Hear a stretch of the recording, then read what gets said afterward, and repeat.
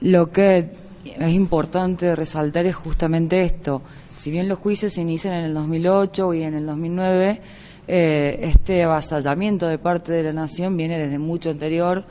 El 1,9 de la detracción de la masa coparticipable, que tiene que ver con el impuesto al valor agregado para financiar la autarquía de la AFIP, es de la época de Menem, y después con De la Rúa se ratifica una norma que prorroga una ley que establecía también de traer de la masa coparticipable un 15% que financiaba a la ANSES, y que en ese momento se veía un poco con desfasaje financiero por la privatización de lo que fueron las AFJP. Entonces, todas las provincias tuvieron que ver disminuida su masa coparticipable para financiar la autarquía de la AFIP y el ANSES, en un 1,9 para la autarquía y en el 15% para el ANSES. Por eso, si ustedes se acuerdan, cuando sale la sentencia del 25 de noviembre del 2015, la provincia empieza a recibir ese famoso 16,9% adicional, porque ya dejamos de sufrir la detracción. Solo 3 provincias son las que logran esto, es La Pampa, Santa Fe, San Luis.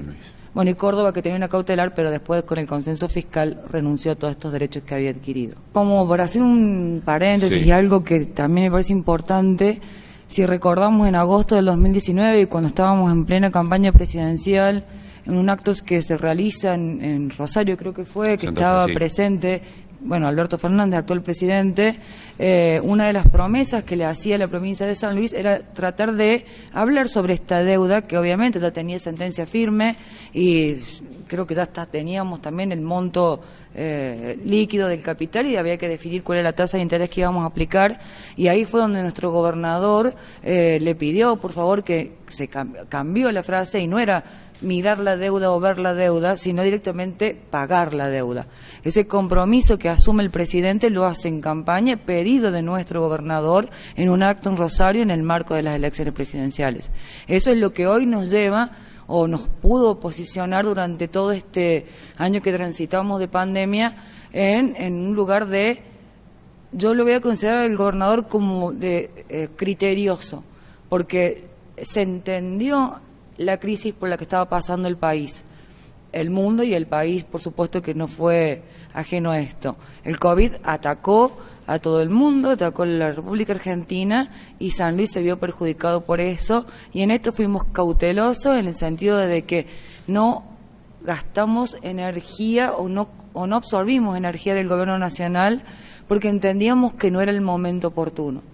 Una vez que la pandemia logra esta meseta que tanto esperábamos, y donde vemos realmente una activación por parte de la economía del gobierno nacional en un montón de aspectos que no tienen que ver solamente con aquellos sectores que se veían vulnerados o más perjudicados por el parate económico que habíamos sufrido, ya sea por lo heredado de la recesión macrista más la generada por la propia pandemia, es que sí se inician las charlas ya desde el Ministerio de Hacienda con el Ministerio de Finanzas para determinar ahora sí cómo vamos a hacer efectivo el pago de la deuda. Lo que hay que tener en cuenta, y tal cual lo decía el ministro de Hacienda hoy, nosotros, si bien con la gestión de Macri, bueno, fuimos incansable cantidad de veces, yo creo que por lo menos una vez o 2 veces por mes, a hacer reuniones donde las ofertas eran todas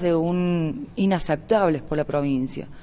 La oposición en algún punto creo que hasta nos criticó cómo no habíamos aceptado esos bonos que decía Eloy recién, que tenían un plazo de gracia de 3 años, o sea que por 3 años no podíamos tocar nada no podíamos tocar ese bono, o sea, no generaba interés ese bono.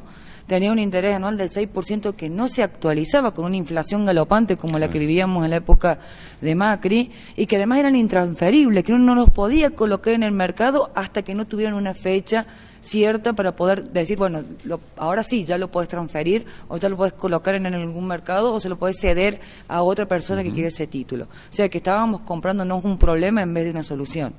Por eso se dijo que no en ese momento, con un sustento técnico.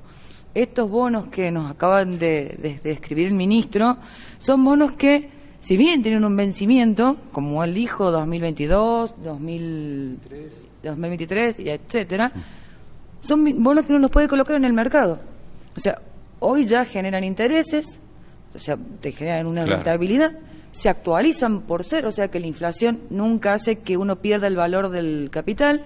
Y por otro lado, si el día de mañana la provincia necesita hacerse de efectivo, puede colocarlos en el mercado financiero. Y serán atractivos para y el son mercado, atractivos, claro. son totalmente, son líquidos.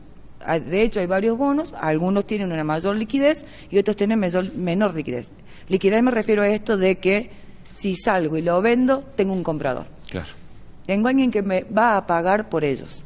Entonces, obviamente que la oferta de pago era totalmente coherente, sumamente aceptable y obviamente fue evaluado por todo el equipo técnico del Ministerio de Hacienda, puesto a consideración del gobernador y aceptado por justamente todo lo que explicamos. Para la provincia son en realidad alrededor de 26.800 millones de pesos.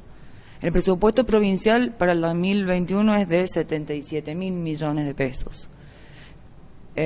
Casi el 30%, un poquito más de lo que es el presupuesto. Pensemos, por ejemplo, que el hospital nuevo nos salió 10.000 millones de pesos. O sea, quizás 2 hospitales de esa magnitud regionales o un poco más. Depende cuánto tiempo uno mantenga en su poder esos bonos, cómo lo manejemos y en el tiempo cómo logremos las obras que disponga el gobernador. Claro.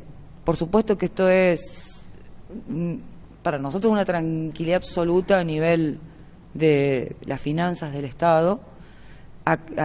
Si bien nosotros tenemos las reservas propias, porque San Luis nunca las perdió, ni aún en pandemia, de hecho hemos cerrado una cuenta de inversión donde si bien hay un déficit presupuestario hay un superávit financiero, o sea que las reservas siguen estando. Bueno, ya tener esta creencia es una tranquilidad adicional para el pueblo de San Luis.